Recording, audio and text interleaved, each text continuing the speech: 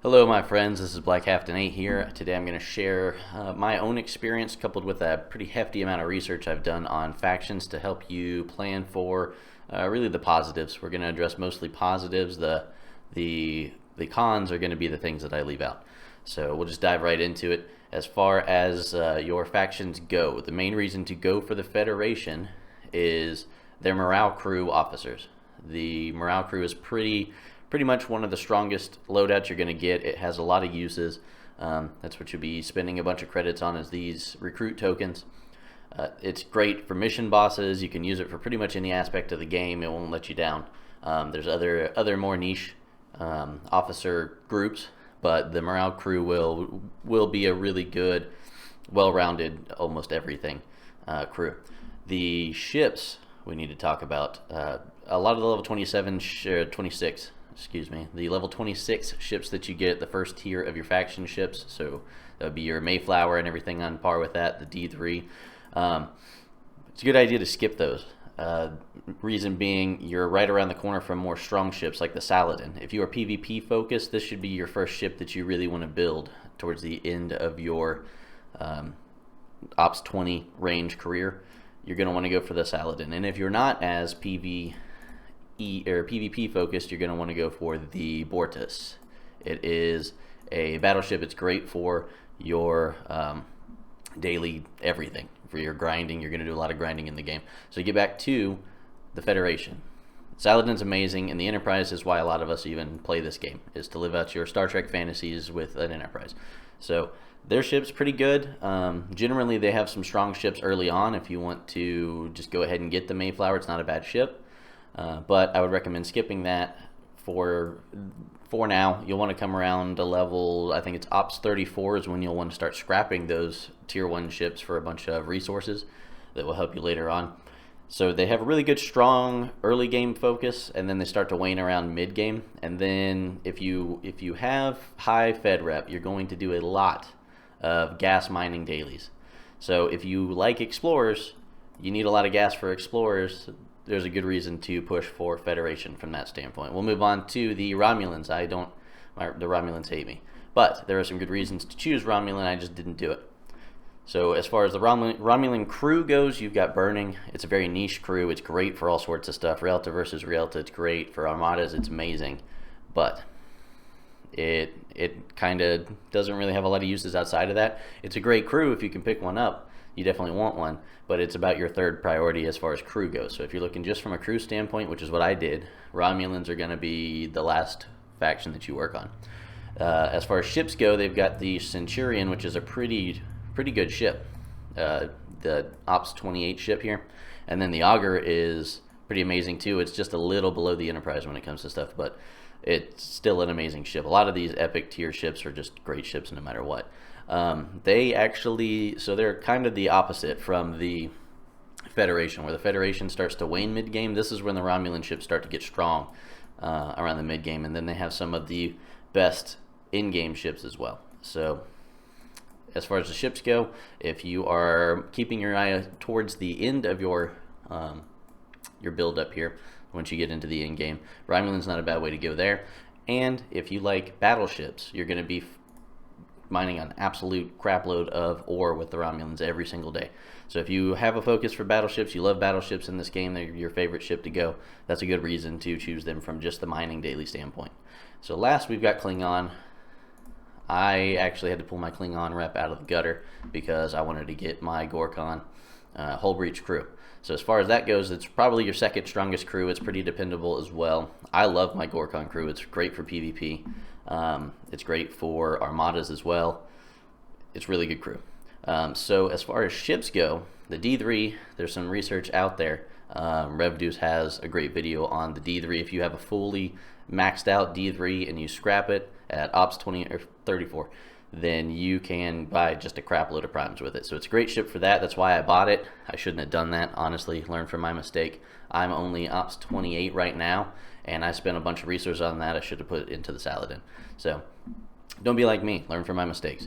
So D3 is great for scrapping way down the road. The Bortus is an amazing battleship. It's going to be your base cracker for a little while, and then the Burrell's pretty awesome and fun too.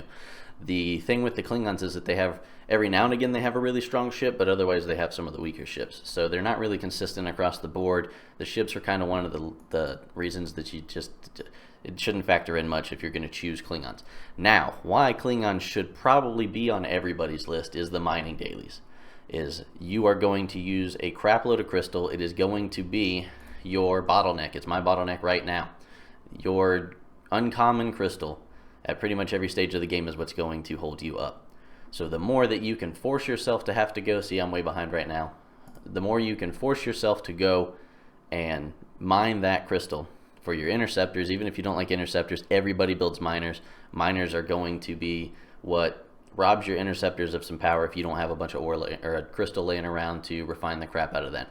So I'd say you definitely want to dual faction in this game. I would do Klingon for sure, because you don't ever want to be caught without that crystal. You're going to have to mine it every single day anyways. You might as well get some faction credits and reputation and stuff for it. But that's kind of how you want to look at them. You want to plan once you start hitting late teens even. You want to have some sort of plan for what your game's going to look like way down the road. Now, once you get towards your mid to late 30s, you can actually should be able to, if you go grind a bunch, you can start locking out some of your factions at the 10 million mark. Once you do that, you can go back. After you get them both locked, you can't go under 10 million. That's why it's called locked. And then you can go start working on your third faction. So you can, once you get that far in the game, have all three going at once. But really, it's going to take a long time before that's conceivable. I'm Ops 28 right now. I've been pushing both of these. I'm not even 1,000,000 points yet with my Klingons, and still not 1,000,000 with Fed either. I'm max negative right now with the Romulan, which is fine. I'll never go under 2 million, negative 2 million. So that's kind of it. So what I would say, if you really want to try to optimize your gameplay, especially if you are not a big wallet warrior, you're going to want to try to plan from around your Ops level 22. So what I would do, when you hit Ops 20, build the Kira. You need to build the Kira anyways for a quest, or mission is what they're called.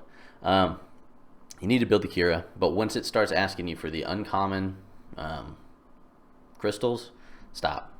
You don't want to eat up your uncommon crystals. You need them for so much more, and you need to be stockpiling them.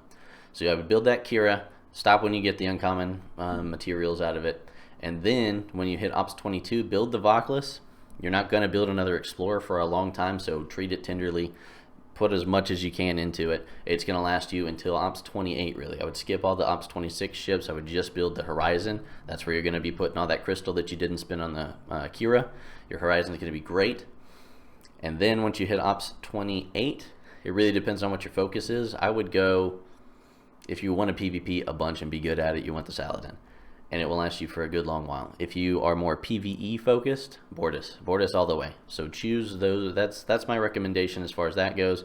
Once you hit Ops 34, you can go circle back around. You may even be able to start locking stuff out and go buy or build those first tier of faction ships, but they're not going to last you very long. I've got a D3 somewhere in here. Let's go ahead. I got my D3. I thought it was great, and it is a huge waste of resources. I really am kicking myself for having bought it. That was way too much to repair. But let me see, D3. I like it. It's one of my strongest ships, but it's just I'm only tier 4, and it wants a bunch of uncommon crystal again, which everything needs. Uncommon crystal, and that's where I'm locked. So right now, my new strategy is to give up on the D3, start working on a Saladin and a Bortus. The Bortus is going to be my big push. I'm going to retire my Tala once I do that. Go ahead and repair it. Or not Tala. That's Kumari. Way better. Kumari's great. But speaking of, if the Bortus is going to be your push and you know you're going to build it, I would skip the Kumari as well. I put a bunch of resources in the Kumari that I could have ended up tossing into a Bortus right now if I'd have been a little more wise about it. So that's what I would say. It's more optimal to follow the recommendations in this video. However, you're probably going to log into this game every single day. You want to have fun with it. So keeping that in mind, build the D3 if you want to build the D3 like I did. If it's just a fun ship for you and you really had your eye on it, build it. You got to make sure that you, at the end of the day, are still having fun with this game. So you keep coming in and hanging out with your alliance. That makes the game super fun. And you fight the battles that your alliance has bitten off with your arch enemies, and you keep working together as a team. So keep all this in mind. This is the most optimal way to play for me would be Fed and Klingon dual rep, dual faction, and push for the Voclus at operations 22, build the Horizon at 26, and then once you hit Ops 28, build the Saladin and the Bortus and push whichever one is your focus. If you're PvP focused, PvE focused, Bortus PvE. So that's it. That's how I would play if I could do it over again. Live long and prosper, friends. Hope this was helpful.